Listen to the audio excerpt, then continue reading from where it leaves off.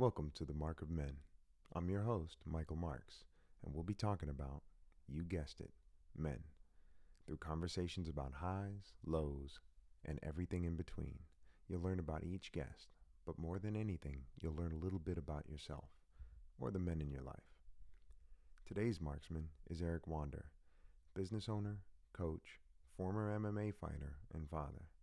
On this episode, Erik shares his journey growing up with a lot of energy, finding martial arts, and eventually his path into MMA far before the sport grew into what it is today. Thank you for listening. We hope you enjoy the show. Go. Well, welcome, Erik. Thank you. Thank you for joining me. I wanted to kind of, the idea behind the show is like, getting some of the most interesting men I know in my life right now, and then kind of picking apart different elements about their lives and kind of pulling some lessons from that. And one of the things that I found incredibly interesting about you, among many of the other things that you have going on in your life, but you're one of the early martial artists. I'm old.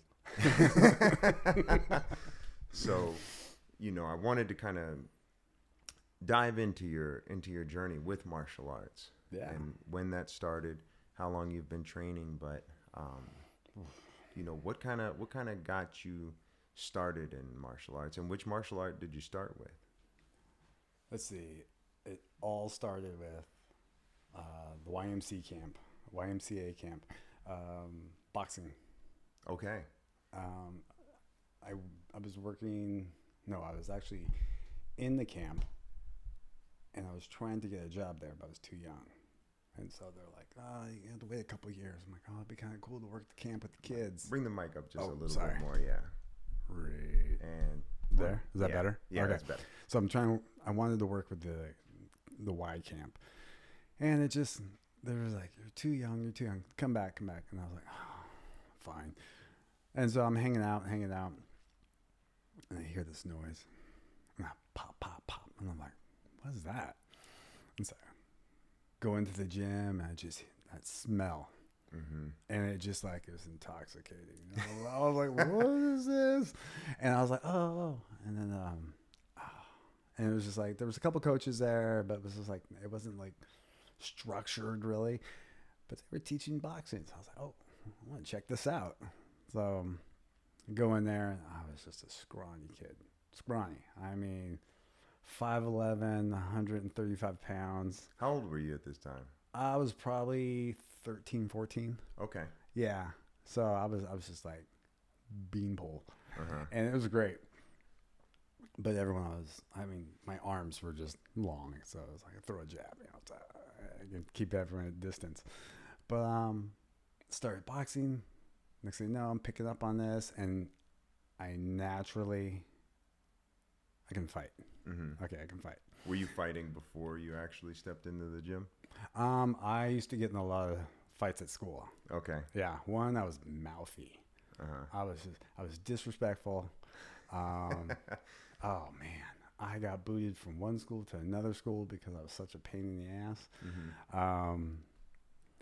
And I went from a school where it was just like 90% Caucasian, and it was just like, remember that show Wonder Years? Yeah. That's where it was. That's that school that was filmed. That's where I went to school. Where they filmed it. Oh. And so it was very Caucasian.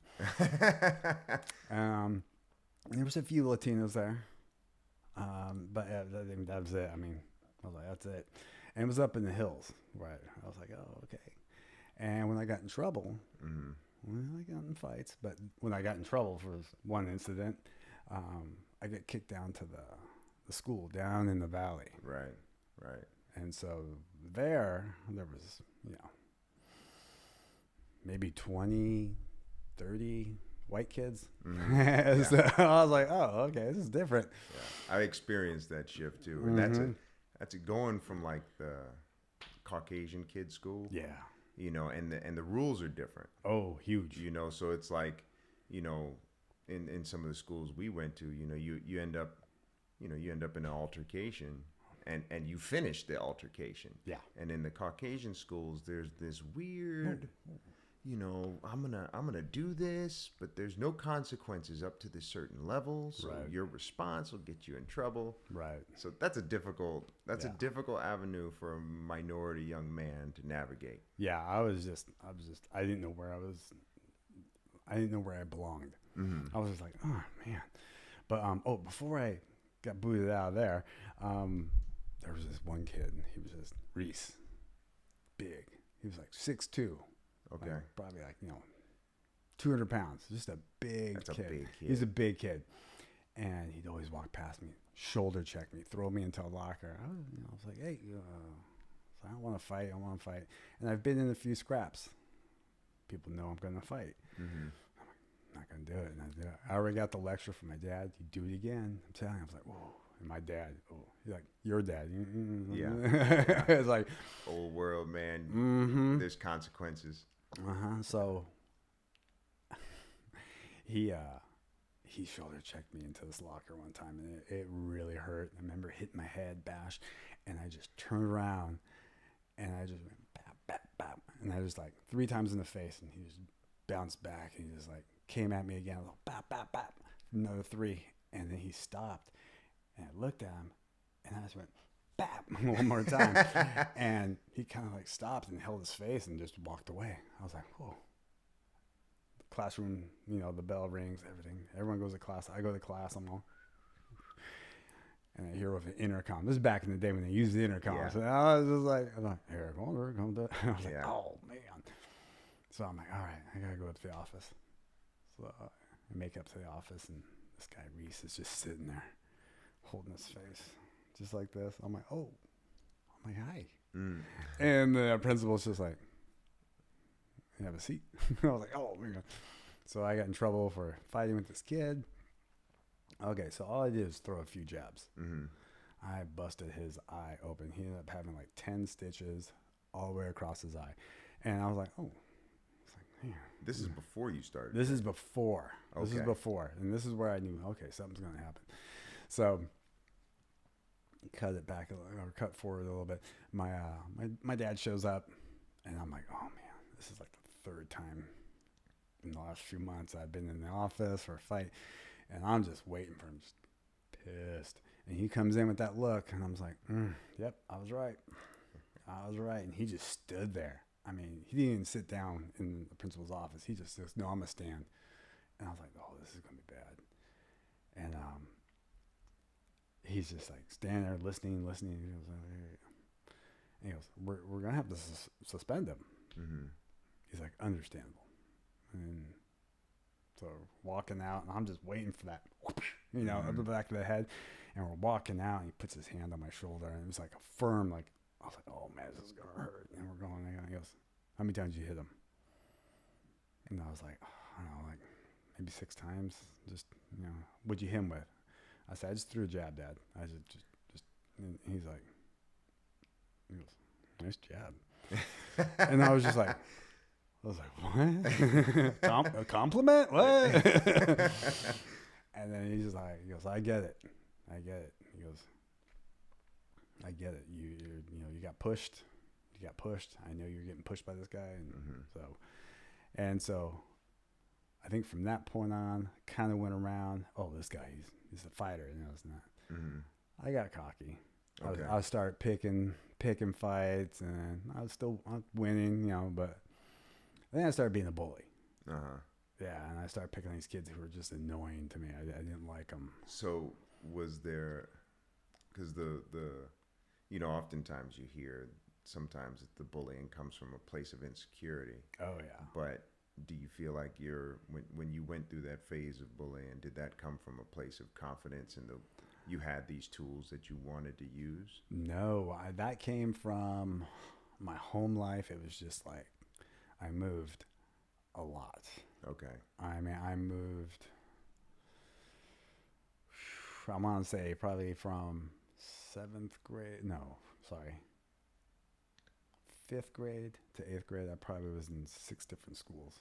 Oh, wow. Yeah. Okay. And it wasn't because I was a bad kid. It was just family, just get separation, this and that. And everything. So I was just didn't know where I belonged. Okay. Yeah, so I was just That's an easy way to make space for yourself then. and I was just like, I don't know where I'm. So, Okay. ended up being a bully. It's just, one thing led to another. Next thing you know, I got in some really big trouble because I made some bad choices. We're not going to go into that. Okay. And so I ended up going to this other school. It was just, and that's where it was just like, I remember going in there and my dad's just like walking with me, so we're walking, he showed me where the classes were going to be, and I'm walking, and I didn't realize it. I had my chest up. I was like, posturing. Uh-huh. I was a peacock. I was just, okay, look at me. Mm-hmm. And my dad just goes, whoosh, calm down. I was like, oh. Whoa. And then he's just like, he goes, I get it, but stop it. And I was like, so let's I want to touch that because was it a protective thing you were doing? It was a protective thing because I saw eyes on me. Okay. I saw eyes on me. And it's funny because you see those movies, mm-hmm. Inmates and everything, and you see the boys just like look up. Oh, I was getting, people were like watching. Mm-hmm. And so I was like, all right. And then probably 3 days for my first day there. Got a hall pass, went to go use the bathroom, got jumped by 6 guys. I mean, I was like, bam, bam, bam, jump. I was thrown into the urinal. I mean, I was roughed up. Mm-hmm. And they're like, who did this? And I was like, right. Yeah. And it just continued. It was like every few weeks. I was like, man. So, and then summers come around, and that's when I heard about the job opening. And in this class I was in, it was for kids with issues. So there's a job opening, you said? Well, there was a job opening. I saw it at the Y camp. I was like, oh, I need a job anyway, Okay. So, well, I didn't need a job, but my dad always said, you need a job. So, and so I was like, ooh, a job. I always liked the Y camp. Mm-hmm. So, and I wanted to go there, and that's when I heard that sound. Pop, pop, and I was like, oh, hey, music to my ears. So then that I checked that out, and it was good. I'm still in school. Mm-hmm. I was just barely passing. But the only thing holding me together was running. For some reason, I could run. I had cardio. I've always had cardio. Okay. All right. So, and I could run around. And the coaches were like, you need to do track. And I'm like, all right, but I don't know. Kind of want to try out this boxing thing. So I did that. So I did the boxing. Did really well. I was just, I was doing good. I got a junior golden glove after a while. It was great by the time. Okay. How many fights did you have? When I think it was 18. Okay. 18 amateur boxing fights. Yeah. They were just like, it was like junior, but it doesn't matter. Yeah. I mean, here's the thing. The average person. Yeah. To you, this is nothing because punching people is the thing that you've been doing for a while. But the average person to march out into the ring, where you're on your own. Yeah. You have your coach, but you're going into a space where the truth is about to occur, and then one of us is coming out. Right. Generally speaking, one of us is coming out, one, worse for wear, and two, somebody's winning and somebody's losing. Yeah. So before we just gloss right over that, how were your nerves going into some of your first few boxing matches? Remember the first 5. I wanted to throw up. I was just and the coach was like, what's wrong with you? It was just like in practice, just and I was like, oh, okay. I was like, and he's like, you really need to calm down. And I was like, all right. And then I realized what breathing was. Mm-hmm. And he's like, just, and he's like, when you're punching, you're just going, and I was just like, oh, okay. Mm-hmm. And I was like, all right, I can do this. But it took you 5 matches to get. Took me 5 matches. Because those nerves. Where you're like, hold your breath and go. Yeah, it was like that. Oh man. Yeah. Okay. Yeah. So 18. Yeah. Amateur fights. Yeah. How many wins? How many losses? I lost 4. Okay. Yeah. That's pretty damn good, man. Yeah. And The only thing is, because it was age, weight, and everything, I was just that much taller than everyone. You keeping them at range? Keeping them at range, and I was pop, pop, pop. And then I learned how to use my lankiness. And I was like, okay, this is good. And then they're like, hey, let's keep going with this. And after all that, I was just like, I kind of got bored. Okay. I got bored. And so I was just like, all right, so nothing really happened. Taekwondo showed up in my life, and I was like, oh, okay, I'll check this out. A friend of mine was doing it. I was like, oh, great. So how old were you when you checked out of boxing and checked into Taekwondo? I was just 17. Okay. 17, So going on 18. about 13 to 17 was boxing. Yeah. 17. Yeah. Okay. And 17, I was like, oh, okay. And it was like real quick. I mean, it was just like, boom, doing Taekwondo. This is great. And I'm like, oh, this is awesome. Horse stance. Oh, and I thought it was cool. And so, and that was cool back in the days, it was man. cool. It was cool. And no, it was great. It was great. It has building blocks I still have this day. They're tiny. I still got them. And I'm like, all right. That certain things helped me out. So that went really well. Got my junior black belt. I was, and by the time I was 18. So it was like just when I turned 17. So it was like almost 2 years. That's all I did. Mm-hmm. And I was still playing sports in school and stuff like that. But I was just like, Were you competing in Taekwondo as well? Yeah. Okay. I had to stay busy. Uh-huh. I had to stay busy because I just never wanted to be home. Okay. Yeah. Which makes sense, right? Yeah, I never wanted to be home. So I did that back and forth. And it was great. And by the time I got that black belt, I was my junior year. And I was like, okay, now what? Mm-hmm. I was bored.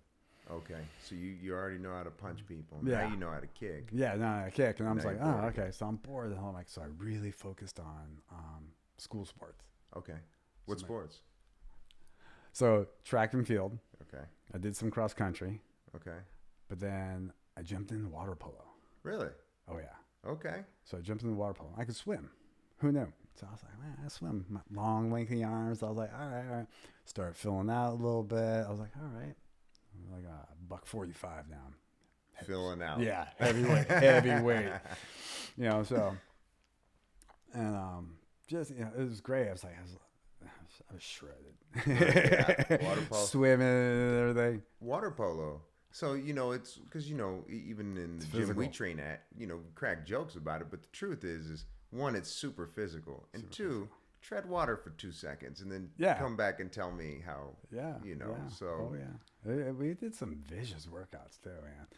But I ended up being a goalie. Okay. And it's not that I couldn't swim. It's just the contact was just, I'm like, oh, I like this. Mm-hmm. I was like, can I be a goalie? And they're like, yeah. I'm like, sure. You guys, 2 guys, backup goalie. I'm like, all right. And it was great. It was just physical. It was fun. 8-beater and just they come up and then you go swap for the ball. And if you miss the ball, you smack them. And I was like, oh, my bad. You go.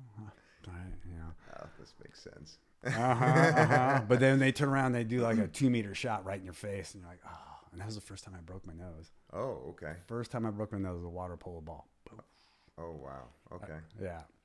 So that all happened with high school, finished up high school and everything. And I was like, okay, what am I going to do? It's like, I had stuff going on with art and everything. I really wanted to do art and proceed with that. And I kind of did, but it's just. What kind of art? Animation. Okay. Yeah. So for a while I was like into it. And I used to do background drawing for, I'm not going to say the company name, but there's a couple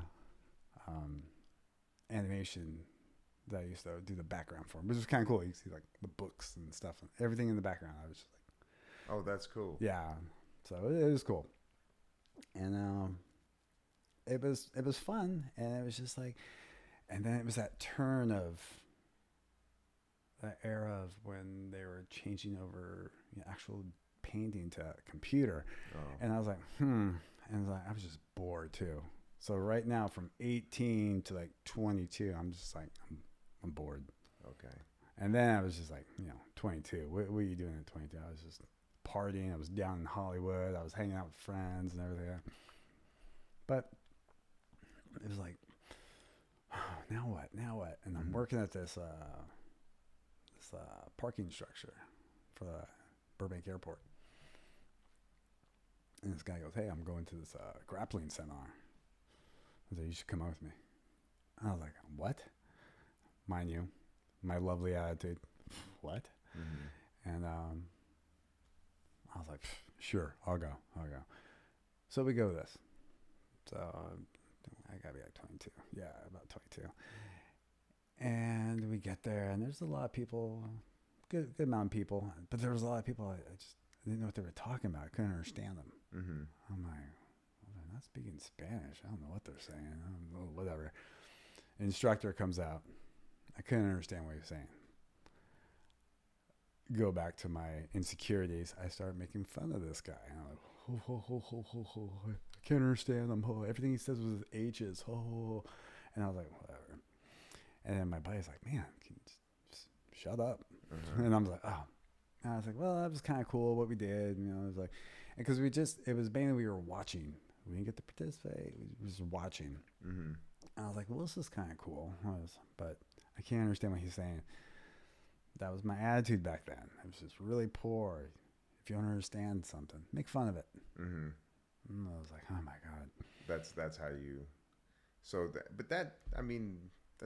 that's a common way for you to kind of like protect yourself from the fact that you feel kind of ignorant. Oh yeah, ignorant. I was insecure. I was just like, and I was making fun of it. So then, we're going on everything, and then I think it was like a couple months later, we were watching this one of the very first pay-per-view fights. Okay. Now, was this UFC? Mm-hmm. Okay. Early in the day. It's like the Hoist Gracie. Yeah. Okay. It's funny that you say that. So I'm sitting there and I'm like looking at TV. I'm like, hey, that's that guy that was the instructor and everything. So I'm at this seminar making fun of this guy because I can't understand what he's saying. That's Hoist Gracie. Oh. And I didn't realize it at that moment, but then when I stopped and thought about it, I'm like, there were eyes on me. And that those were his cousins. Those were his family. Those were his friends. And I'm like, oh, shoot. So for anybody that doesn't know, the UFC came out. What year was that? Because I was a little boy. I was 89. I think the first was 89. It was, yeah. It was 89. I remember sitting at my dad's house, and this was back when like action movies were a big deal, and you had Steven Seagal and Jean-Claude Van Damme and all that, like that exaggerated martial arts movement. Yeah. And the Gracies actually were the ones that kind of designed and put the tournament together with the idea of putting jiu-jitsu on display, but it was martial arts from around the world. And they brought it to Southern California. Oh, so it was there. Oh, man. So you have boxers, kickboxers, karate guys, sumo wrestlers. Yeah. And they all have a one-night tournament to see who the baddest mamma jammer is. And it happened to be this small Brazilian man in a gi. Yeah. Bundled everybody up, choked him out or tapped him out with arm bars. I think he got some triangle chokes as well. A lot of elbows. And you were making fun of... I was making fun of him. Hoist Gracie. Yeah. Oh, man. Yep.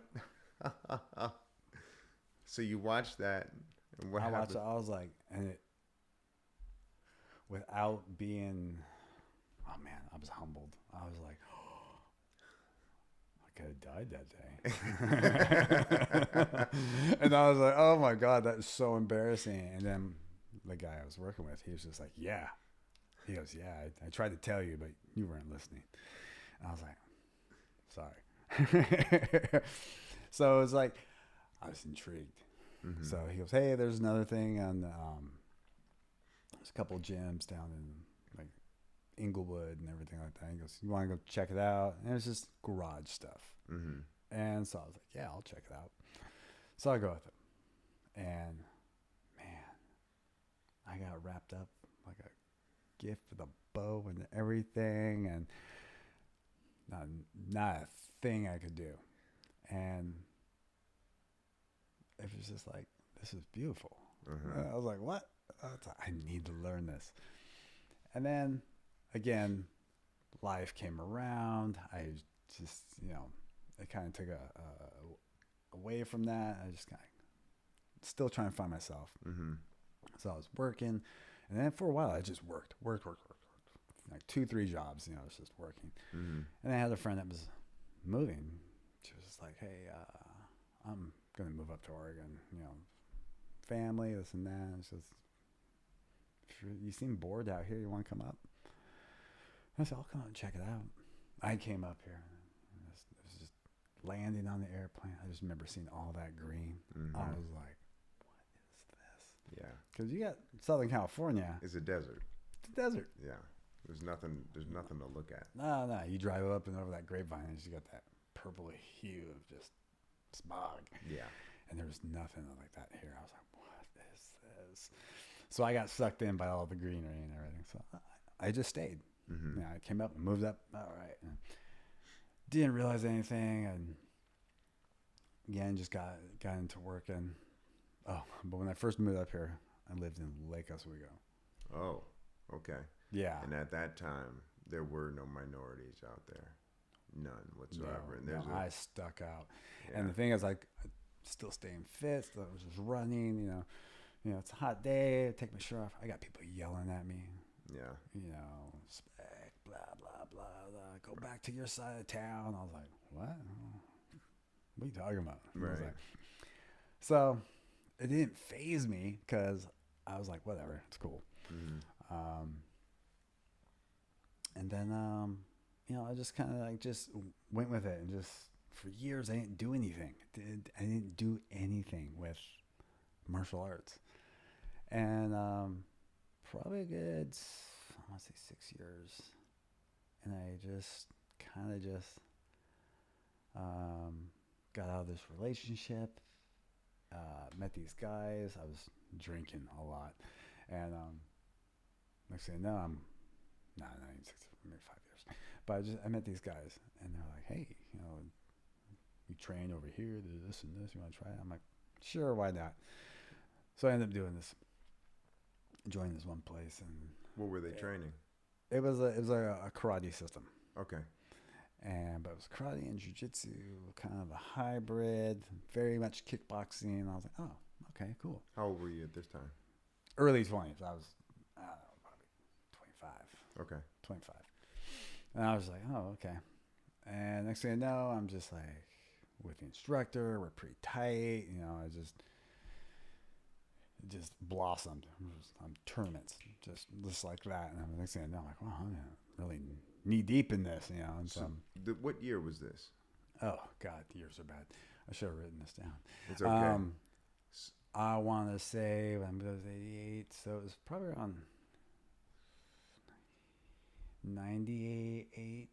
Okay. I mean, this is a there. far cry from the formalized tournaments that we have now. Yeah, so what we did is a lot of like point sparring. Okay, so it wasn't like takedowns and stuff. No. Jiu-jitsu. No. It was karate type It was sparring. probably, yeah. Okay. Very much kickboxing, but the contact was legit. Okay. The school we were at was just like, we're learning how to hurt you. Okay. All right, so, and then a lot of us worked in bars. Kind of like, Okay. next thing you know, we're at bars and all these guys were together. The macho-ness was growing. So, just years went by, and next thing you know, I'm just like, probably around 2000, year 2000, I was just like, people fading away. I'm done. I'm like, I'm one of the last ones. I'm just like, I need to go on my own. Mm-hmm. I need to go do this thing. I learned a lot. Learned a lot from my instructor. Still friends with him. Okay. What's his name? Andy Gaynor. And a gainer. Yeah. That's cool. He's, I still say thank you to him. And then he goes, I didn't do it. It was all you. I was like, oh, I guess so. But thank you. I mean, it's hard, right? 'Cause yeah. We siphon off the experience of each other, especially, you know, me doing jiu-jitsu right now. You know, I have so much gratitude for you guys.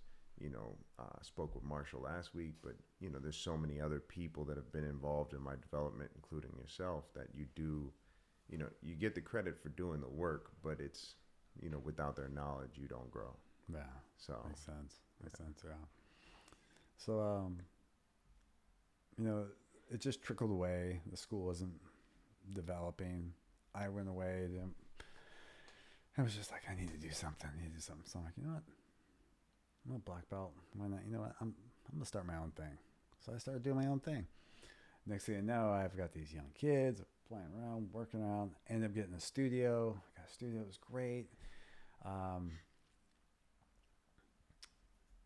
And having the studio was great, but then the landlord was just kind of like a slumlord, and we had this rain, and he just kept patching the roof. It was one of those flat roofs, so he kept patching it, so water was just sitting there. And I walk in one day, and I'm like, what is that smell? And I look at the walls, they look different. I touched the wall, and it was like, I was like, no. And I look at the mats, and the ground's all wet, and I lift up the mat, and there's just water everywhere. So I'm like, oh, great. So, I mean, I lost my ass on that one. So just took everything, built the studio at my house. You know, I had this little carport, just tore it down, rebuilt it, and that's my little shed that you know of now. yeah, so you're still doing it out of there. So that. Yeah. How old were you when you started your gym? Let's see. That was in 2006. Okay. Yeah. So. I was around there. So Extended Fitness has been around for a while. Oh yeah. Okay. It's kind of sticks still there. That's cool. Yeah. So I was in, you know, I want to say I was probably 28 or somewhere around there. And then the one thing I was talking to my instructor way back when. I was like, I want to do this jiu-jitsu, and I want to get into that. And he's like, I don't think you should do it. And that was the one thing that made me kind of like, I need to move forward. And he's like, it's just going to mess with your black belt and this and that. You need to stick with this. And I was like, but I really want to try this. And how would it have messed with your black don't know. belt? Okay. I don't know. I think it was just the whole idea of it. Yeah. So, and I wanted to get into it. And then I heard about the whole Ultimate Fighter and everything like that. And I was like, how do I get into it? I want to do this. I want to do this. But I had no help. I didn't know who to reach out to. I didn't know anybody. Right. And so I was like, man, I was like, I know I can do this. And I tried, and it wasn't working. Mm-hmm. And then I see these guys who are on there, and I'm like, I could stay with them. I could hang with that guy. Come on, man. And so it's just like, what if? Right. What if? And then I find out that, you know, Straight Blast Gym is just right down the road. I never knew that. Mm-hmm. And then one of my good buddies ends up training there. I'm like, oh, man. And Straight Blast is an MMA gym. Yeah. Okay. Yeah. And back in the day, they were like, that's where some monsters used to train. And I really wanted to get into it, and it just didn't happen. And so I just kind of like stuck to my guns, did my own thing. Next thing I know, I'm like, you know what? I want to fight. Yeah, I'm gonna fight. So I was like, next thing I know, I just start talking to people. I'm like, oh yeah, well, we got these tournaments coming up, this and that, and it's a little underground. I was like, oh. Now, was it legal at this time? Some of these were not. Okay. There were some that was, you know, just up like on this side of the river where those warehouses are, where there's a lot of furniture being sold. It was in there. Go under a bridge into. Well, a no, warehouse. it was in the warehouse. Okay. Yeah. They set up a cage. Mats. So you'd have an MMA fight in a warehouse with just mats. Yeah. Okay. Yeah. Okay. And there was people like, I mean, there was money. You know, it was just like, really? But there was like money. There was drugs. There was this. And I mean, it was just everything. It was just like the CD came out, and I was like, oh, this is great. How many people would show up to these things? It'd be like, between, I don't know, sometimes 50, sometimes 80. Mm-hmm.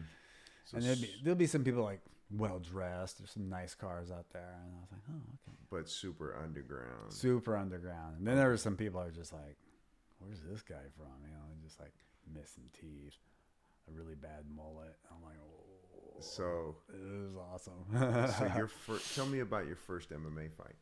Oh man. Okay, this is one of the warehouses, and I remember it just being like, it's like going there, and I mean, the tape job on my hands was, it was like, all right,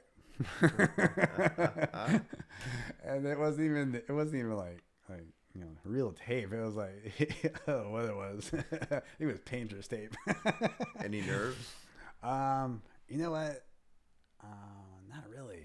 Okay. And then of course I was like taking drinks Before your fight? Oh yeah, beforehand. I was just So you were going in a little. Yeah, a little tipsy. Okay. And then I was like, this is all right. But I remember the first one. I went in there and I was just like, I mean, the guy was about my size and everything, but he just hit me with this hand, wham, and I just remember hearing that boom, boom, boom, and I was like, oh no, and then it changed. Mm-hmm. I was like, oh man, but I barely remember the fight. Oh really? Barely. Would you hear that with some fighters when they have, especially if they take a big shot? Oh, he rung my bell, so I think I was knocked out. And I just went forward. Okay. Yeah, and I'm sure I just looked like, but that one I remember. I mean, he hit me hard, and then it was like a few weeks later. They're like, hey. How'd that fight end? Did you won the fight? Yeah, I won that fight. Yeah, I just got on top of him. I was just pounding. Crazy monkey. You don't remember it, but yeah, I just remember them pulling me. Okay. Okay. I mean, I seriously do not remember it. How much did you make? I think it was like $55. Okay. Yeah. Okay. Yeah. Big bucks. That's what's up. It's beer money. They're like, yeah, you got the purse. I was like, all right, like $55. And I see all these guys with money just, and I'm like, can I get some of that? Pay out. I'm the one that smashed the guy. Yeah, and it was $55. And so I was like, oh, okay. And then there was a couple times there, and it's just each time it got easier and easier. Okay. There was times when I just walked through people, but it was just because they were no form, and I was using this nice cry, just doing that thing. It was great. But I had some jits in me too, and it was sneaky because no one saw this, no one knew what it was, and so I'd be stand up, and my stand up's a little off. People are just like, what is this guy doing? You know, it's like very close to that Machida style. It's just your hands are down, like just karate, like, side very, style, very, stance. very. I'm like, oh, your hands are down. I'm like, bop, and I'm like, oh, he's got fast hands, you know, so. You know, it grew. And next thing you know, it's just like, I'm like, this is kind of, And then one of the guys I work with, he goes, they have fights downtown. I was like, what? He goes, yeah, they just started up doing this thing not too long ago. You should really go check it out. What was the promotion? FCFF. Okay. And I was like, what? I was like, I'll go check it out. And I go in there, and it was rough. You know, the crowd was like, oh, okay, yeah. I thought it was pretty cool. I got in there and I was like, man, I want to do this. But I never did. Stuck with the underground thing because I didn't have any coaching or anything. So I was and these were all people at the kind of schools or they had someone coaching them. Some places like Straight Blast. Yeah. Okay. Yeah. So I was like, okay. And then I really started picking up on jiu-jitsu. Paying attention to it, and there's people. Oh, I'm into. Oh, let's do this. Okay, there's just people coming over working out. So a lot of your jiu-jitsu was learned in the gym that you built in your driveway. Yeah. Okay. Yeah. So I was just like, okay, and there's certain people out there. They knew who they are, and they'll just be like. He showed me a few things. Like, I was bopping all over the different gyms and everything, and I think a lot of people just recognized me after a while. So I'm just like, all right. So we just kept. I just kept doing that, and next thing you know, I was like, I want to fight. Oh, you want to fight? All right. Well, why don't we just do this? And at one point, I had these couple brothers and a good friend. There was like these guys from Milwaukee area, and they were just great fighters. One of the brothers, a belt holder. I think he won like 5 titles under me. So it was just good. That's cool. It was cool. I mean, I miss those guys. But they're all family now. They got their family. They got their kids, a bunch of kids, and so. Share something with me. What is the difference that you've noticed between your own personal glory and then the glory of one of your students? Oh, for myself, I mean, it's joyful. It's like, yes. But there's not too many. There's a few things out there that I'm like, I actually broke down and cried because I was so excited. And then other things, I'm just like, oh, that was good. All right, move on to the next one. All right, before I get bored, I got to do something. But when one of my students or just someone I'm training, and when they're doing well, and I see them, and then I was just like, oh man, this is beautiful. This is why I love the sport. This is why. And I realized that a long time ago. And I'm like, I feel like I'm a better coach than a fighter. And I mean, don't get me wrong, I love a good fight. So I'm just like, okay. So the way I would help these guys train, the way I would do things, it was rough. It was rough and dirty. You can't really say it's a fight. It's a fight. We have a running thing about you, because you can. So often, like when guys are rolling, specifically like jiu-jitsu, right? Yeah. It's much more of like a little competition, but it's not a fight. It's not treated in the same way as a fight. There are these little spaces where advantages can be taken that you're not looking for it, and there's, a big part of the art is that pain compliance. Right. And nobody embodies that quite as well as you do. And just like, what, there's an advantage to be had here. Let's just make you uncomfortable. Let's just see if we can bend your wrist the wrong way. There's these little, but those are the nuances of the game that at those higher levels, they really matter. Yeah. So, I mean, call it what you want. It's effective. It's effective. The pain compliance is a big part of my game. It really is. I want to make... If I'm on the bottom and I'm getting just beat up, I'm going to make sure that I'm there. You're not just beating up on me. You're going to know I'm there. And so if you're on top of me, great, but you're going to feel me. I'm still going to create pressure on you. Because there's times I'm like, oh my God, that hurts. And I'm just like, I feel that? Yeah. Like that? How's your arm, huh? A little extra. Yeah. So, and if I'm on top, I'm... It's punishing. I mean, we've been there. Yeah, I watched you in one of our local tournaments go up against this brown belt who was just jacked, just chiseled guy, looked like he had all the athleticism in the world, and you just saw him slowly break down. Yeah. And to the point where, he was there, but he had accepted the outcome. It's a... To people that don't do martial arts, they might not understand the art that goes into combat, But when you watch somebody dismantle another person in a competitive environment, and then watch them break them down, and then the truth be laid bare before everybody, it is beautiful in a strangely violent way. But You know, it's one of the things I try to impose in my incorporate into my game as well. Yeah. So Thank you. Wow. Yeah, it's I enjoy it. I really do. So you were just training people out of your gym. Was it named Extended Fitness? No, we Okay. just you know, It was named Gym. it was the gym. actually, actually, so one of my friends showed up. He was this real. He came in, worked out, slippery guy. He was just great. He's a jiu-jitsu guy. Calls me up random.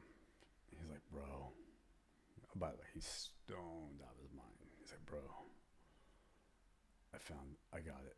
I'm like, what? He's like, I got it. I got a name for your gym. I'm like, what? He's like, Tool Shed Ninjas. And I was like, oh, okay. And he's like, no, bro. Tool Shed Ninjas. TSN. And I was just like, and I was like, that is rad. That is a rad name, bro.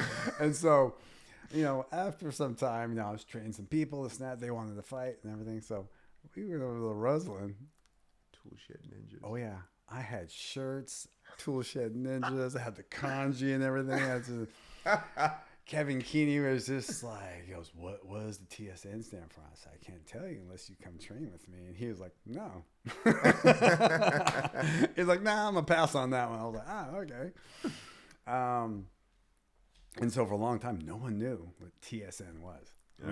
We kept it quiet. You know? That's cool. And it slipped out. Someone said something. And he goes, Eric, I found out what it meant. I was like, oh, man. So it was great. You know, at one point, you know, I had the guys, a couple brothers and their friend. They were all training. And at one point, I had like 5 guys on one card. How old were you at this time? Probably about, I want to say 28. Okay. 28. So you were still coaching under your 30s. I mean, this is all taking place. And I was competing also, you know, so it was you know, I was jumping in there. You know, I jumped into like Salem Armory, one time in Idaho, Northern California. I mean, I bebopped around. Just it was like, oh, there's a fight. Let's go do it. That's cool. How would you sign up for a fight? You know, it was funny. It was like people would call up and be like, hey, I know you're training. I saw you guys over here, blah, blah, blah. And I'm like, oh, because we didn't have cell phones then. Right. They'd be like, hey, you know, I got the number from so-and-so. I was like, oh, I just want to know if you're interested. I was like, all right, does it pay? And they're like, well, yeah. And that was, well, yeah. You know? So there's times $100. Sometimes there was nothing. Like, oh, well, we'll cover this for you. And, oh, thanks. You know, for the love of the game, really. Yeah. So I was like, all right. I was like, so you get a little medal. And I was like, it was good. So, yeah, I just did it. And I was just like doing it. And I was loving it. You know, I had a few fights. It was good. So, ended up having 19 total. Okay. Nothing pro. Once again, I didn't have the coaching. Right. I think I could have. Yeah. But it just never happened. Right. And finding MMA, you know, I mean, even when I was younger, looking for MMA gyms, I mean, you were lucky to find a guy's garage, or you were training at kickboxing places. Yeah. And, you know, if you weren't interwoven into the martial arts community, it was going to be tough to find a gym. Now they're, you know. You sneeze and, oh, there's one. One. But now it's like, before I like really got into it, I was hopping around different gyms. I went to one gym. I was like, no, it's just not feeling it. This gym, I'm not feeling it. But I still, you know, Extending Fitness, I did that. And it's just, I just could not find my groove. And I stopped doing the MMA. I was just like, you know what? I have 2 daughters. My daughter's getting older. So I was like, all right, it's not going to go anywhere, you know, so I'm done. And then, so it was just kind of like, now what? I'm like, oh, man. And then, you know, still working bars and everything like that. And I was just like, run across people, and next thing you know, someone said, "Oh yeah, Fabian Schroeder, he's working at this club and everything like that." And I was like, "Oh, that guy's the man," because he reffed a couple of matches for like some of my students, and they were just like, man, he was like standing there. Next thing you know, I just saw this foot next to me, and I heard this voice. No, it was just like, and I'm like, yeah, I was watching. I was like, he's a big man. I knew who he was. I was like, this guy is. How'd you know who he was? You just start picking up on who these people are, and then I watched him UFC, and I was like, that guy's he's a monster. And I knew he was out of Team Quest.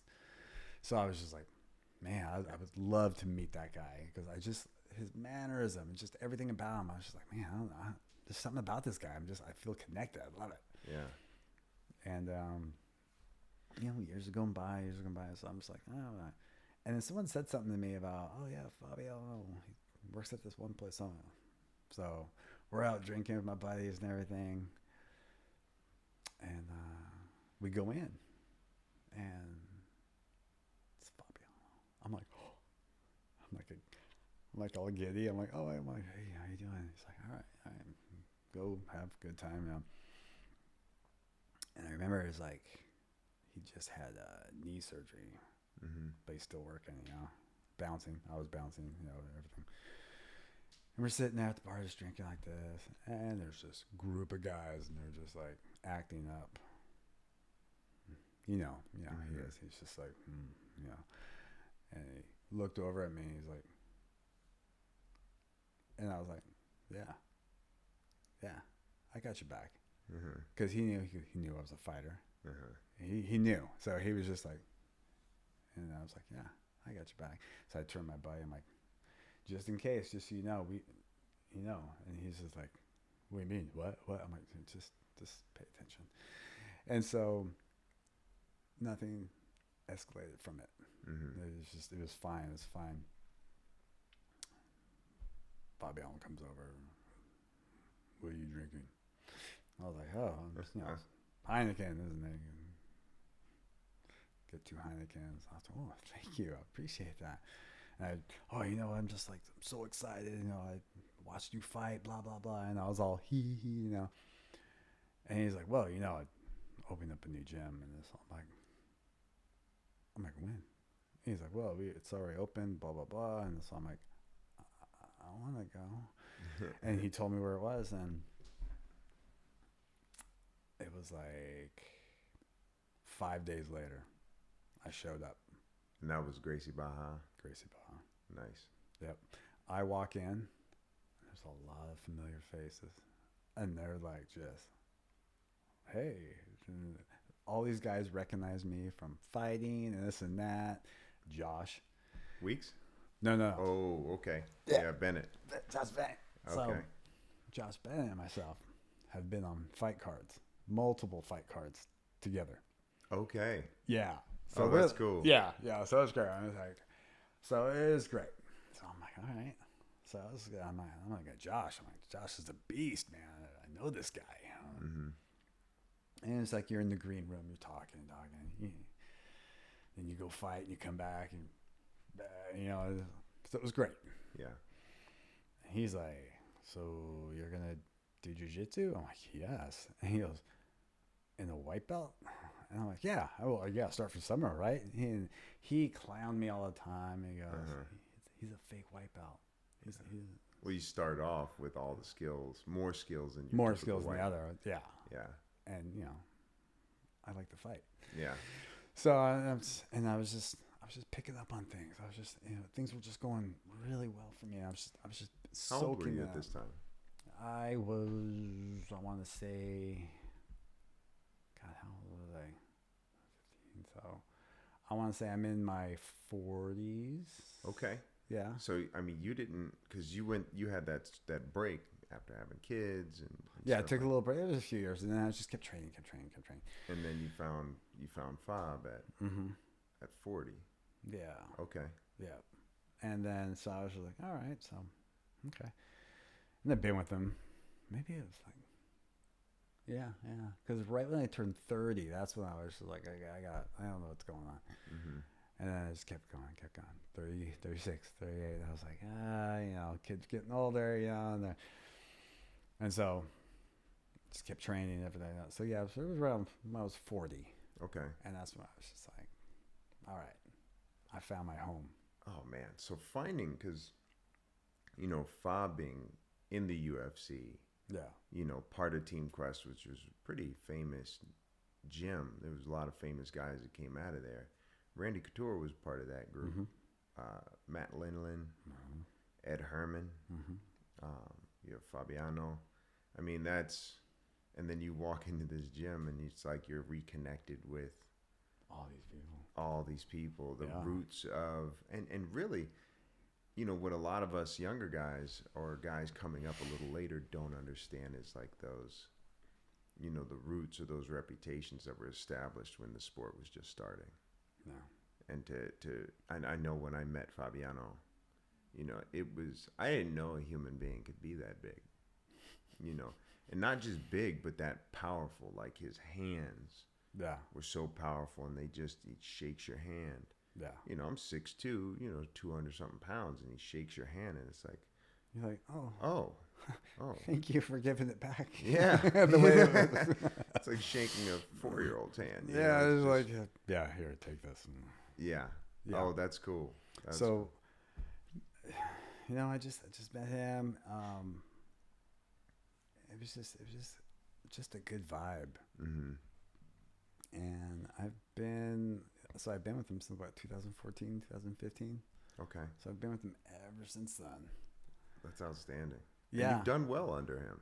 I mean, you're one of the very few, world champions that we have. You got a world championship in Nogi. Nogi. Yeah. And that was 2019. Yeah. That wasn't that long ago. No. Right before the old COVID. Yeah. Yeah. Yeah. I was on a rampage too. I was just like going to tournaments. You're smoking people too. Yeah, I was. Yeah. And then it just kind of like, COVID hit. Next thing you know, things tapered down. It's just that I had to think about family and, but continue to train.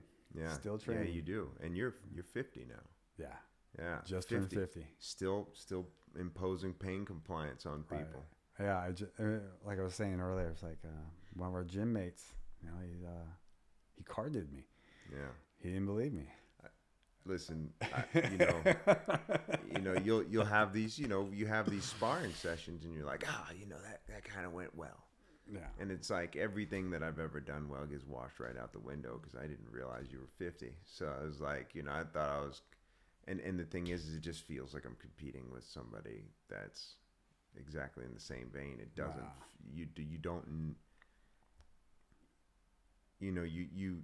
it's so easy to dismiss a person's past. You're like, well, we're here now, and this guy, and it's like, that guy had a whole life before you, and you really don't know, the journey people have been on. And I know, myself, some of my other teammates, you have a reputation, and it's well deserved, and not just for the pain compliance, but just your skill, and you're always super generous with teaching people. That's one thing. Oh man, I'm telling you, just teaching some of these guys, and I see some of these guys going from white belt, just getting their blue, just getting their purple, and I had a part in that, and so it's like I know where I was, I know what happened, I knew who was involved. I remember for me, so I'm hoping that's goes over for them too, and the cool thing is, I see it. Yeah. So I'll talk to them like, hey, like, how you doing? And I'm like, oh, I like that look. Thank you. It's a very respectful look. Yeah. Yeah. And you earned it. Yeah. It's a genuine respect. Yeah. Because so often, especially right now, you notice like there's a lot of, I'm going to be nice to you, but that doesn't mean I have any respect for you. And, when you engage with somebody that has genuine respect for you, it's a different thing, and I see, you get to see some of the interactions that you and some of the black belts have, because you're a brown belt now. Brown belt. How many stripes? 4. Ooh, get dangerously close. No. Oh, Don't say anything. but it's I know it's something that I strive towards, and many of my other teammates strive for. You're currently still doing, you're not tool shed ninjas anymore. No. Extending fitness. And Yeah. you're doing more than just martial arts, aren't you? Oh man, yeah, fitness classes. I got a few people. Just, it's a real small group, small batch of people. Fitness, I do a lot of one-on-ones. Okay, that's my main thing. Is the one-on-ones. But I do a couple of small classes. Do Jiu-Jitsu class. I actually have a girl who's training under me. She's going for a title shot pretty soon. She's defending her title, actually. in FCFF. Yes. Okay. Yeah. Do you want to give her a shout out? Oh, I don't know if I should. Should I? It's your student, Kari Hill. Kari Hill. Yeah. We'll have to keep an eye on Kari. Yeah, keep an eye on her because we're making a monster. It's awesome. And what's funny is like she came in. Oh, because at the other gym, she came in. I'm teaching over there. She comes in. She's got some great talent. She's like strong. She's just very.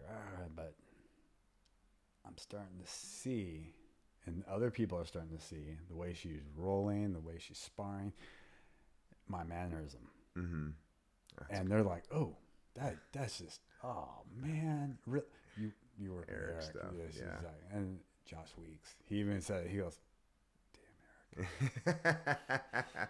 He goes, "I knew you were working with him. I could tell." And it's just, and I've seen just this reactionary fighter. Now I see a calm, kind of thoughtful, and it's slowing things down. And I'm just like, oh, it's a monster. Yeah, right. But yeah, she's Kari Hill, man. I'm telling you guys, keep an eye on her. That's awesome. So, why don't we wrap up? I have a few questions because Yeah. what are some of the lessons you've taken from your study of martial arts over the years? Man,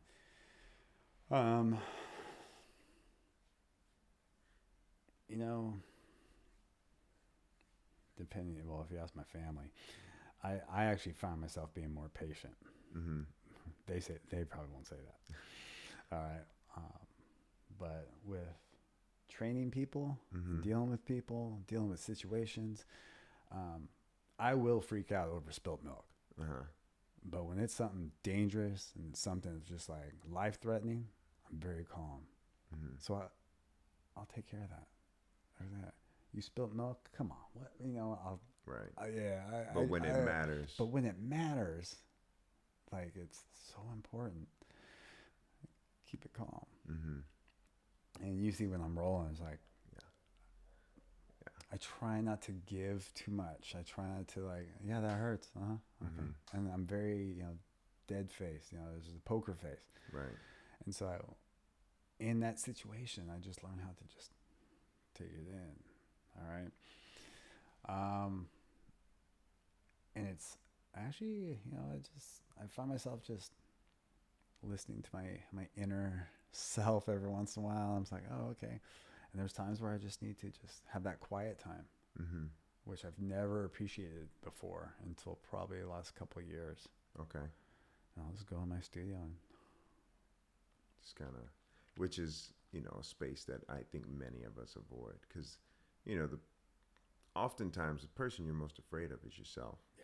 Yeah. And generally speaking, it's like from my own subconscious, it generally won't lie to me. The problem is that I'm not always ready to hear it. So when I wasn't moving in the right way in my life, or I wasn't making the right decisions, it was like, you're fucking this up, right? You're messing this up. Yeah. You realize that, right? It's like, I'm going to listen to some music. I'm going to listen to a podcast. I'm going to listen to something else. I don't want to listen to myself. I don't want to have to. I'm just going to take all that energy. I'm going to put it right here. Yeah. And I'll then deal just with it let later. it bundle up. Yeah. Which is not healthy. Yeah. You can't do that. And, you can't. It's awesome. And being able to handle difficult situations with calm, Yeah. with precision too, right? Because you do. It's like, you know what, and you those moments of stress, the opportunity to make incredibly bad decisions, you know, that could dismantle your whole life, Yeah. you know, are there. So that's good to know that, you know, if someone's looking for an opportunity to be able to handle some of the stressors in life with more composure, you know, that martial arts is a worthy thing to explore. What would you say to people that are afraid of training or feel like it's too late to start? Oh man, it's never too late. It's never too late. You know, there's a Grandma Jiu-Jitsu. Yeah, I saw that you saw posted that? it. Yeah, I just adore this woman. I can't remember her name right now, but Grandma Jiu-Jitsu. She's on Instagram. She's 73. She started when she was 69. that's awesome. She had a bad shoulder. Her bones were bad. She went to the doctor, and she even says on this interview, it's like, her bones have gotten stronger. And I'm just like, yes. It's just never too late. We all have injuries. My back's not like what it used to be, so it's just gotta go with it. Yeah, And you gotta change things up a little bit, but it's never too late. which is cool. Because Yeah. I mean, you know, if you're gonna do this, you need to be adaptable because you're gonna be hurting, and that's life too, Yeah. right? Yeah. Because you know, there's always something going wrong. Yeah. But I was gonna say something else, but oh well. So it's awesome, man. It's been cool talking with you because, you know, I never had the courage to get into the arena, you know. Yeah. Well, you've talked about it a few times, and I'm like, come work with me. I know. If I went, I was waiting for the purple belt, and now I was gonna start the stand up training. You shouldn't wait. I shouldn't. You shouldn't wait. And you know, Jasmine's talked to me about it. She's like, you're gonna fight. I'm like, I'm not gonna fight. I'm not gonna fight on it. She's like, yeah, you are. There's gonna be me in the corner. I'm competitive enough. Yeah. And it resonates. If you can get one fight in, that'd be good. it'd be great. Yeah, that'd be good. Maybe 2. Right. Okay, maybe 5. Maybe 5. Maybe. Next thing I know. You know, it's a ball rolling downhill. Yeah. Really. But I can't thank you enough, brother. I'm looking forward to some additional conversations with you. Oh, that'd be too. great. That'd be great. Thank you. There's so much there. I can't thank you enough for what you've taught me so far, you know, and your role in my own jiu-jitsu journey and many of the other guys. And then if you train with us or if you see Erik and you're in need of some extra care, you know, Extending Fitness might have some skills for you, you know, and if you are a little bit softer or if you need some better fitness or if you need some technique within the technique, you know, Erik's a great place to go to. So I can't thank you enough, brother. Thank you for joining me. Well, I want to say thank you because not only am I showing you things, but I learn from teaching. Or if I'm just showing you something, I'll see the way you move, I see the way he moves, I see the way she moves, and then I learn from that. That's cool. So I want to thank you also. Oh, it's a pleasure. All right, brother. All right. Thank you, guys. All right. Bye-bye.